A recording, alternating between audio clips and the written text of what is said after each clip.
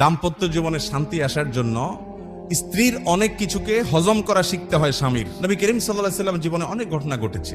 আয়েশা রাদিয়াল্লাহু তাআলা আনহা ঘরে ছিলেন, তিনি তার নিয়ম ছিল যে স্ত্রীর ঘরে থাকতেন, রান্না বাড়া তিনি করতেন। অন্য স্ত্রী এক বাটি খাবার দিয়ে একটা কাজের মেয়েকে পাঠাইছেন, খাদ্দামাকে কৃতদাসীকে পাঠিয়েছেন এক বাটি খাবার দিয়ে, তরকারি দিয়ে ধরেন।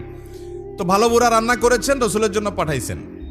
আয়েশা রাদিয়াল্লাহু তাআলা আনহা দরজা খুলে দেখলেন যে কাজের মেয়ে তরকারি নিয়ে আসছে আরেক স্ত্রীর ঘর থেকে। এই টাইমে যে কোনো মানুষই, যে কোনো মহিলারই মাথা গরম হওয়ার কথা, আমার বাসায় আজকে উনি থাকবে, আমি যা খাওয়াবো, তুমি আবার ওখান থেকে এক বাটি দিয়ে ভালো হওয়ার চেষ্টা করতেছো। উনি বাটিটা ধরে ছুঁড়ে ফেলে দিলেন। বাটির সব তরকারি তো গেছে, বাটিও দুই টুকরা হয়ে গেছে, কাঁচের বাটি ছিল।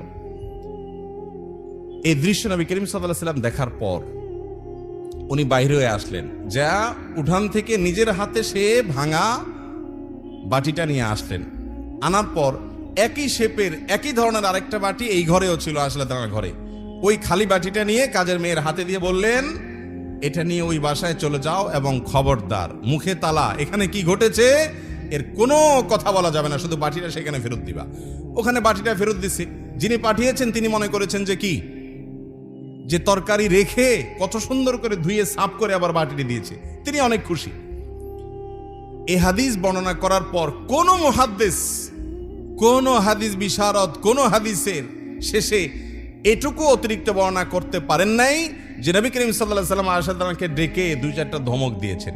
আপনি আমি যদি হইতাম এই জায়গায়, আর কিছু না হোক বোর দিকে তাকায়া অন্তত বিরক্তির সুরে এইটুকু তো বলতাম যে এটা কাজ করলা, তুমি বাটিটা ভেঙে ফেললা, তুমি তরকারি না নিতে বাটিটা ভেঙে ফেললা। নবী করিম সাল্লাল্লাহু আলাইহি ওয়াসাল্লাম একটি কথাও বলেছেন বলে কোনো বর্ণনায় পাওয়া যায় না।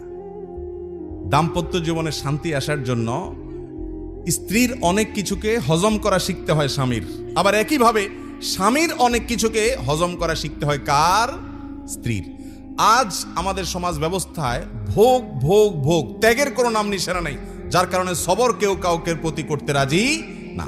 দাম্পত্য জীবনের শান্তির জন্য এই সবর এবং শুকর যা আল্লাহ তাআলা দিয়েছেন সেটার উপরে শুকরিয়া আদায় করার মানসিকতা থাকতে হবে, না হলে কোনোদিনই আপনি শান্তি পাবেন না।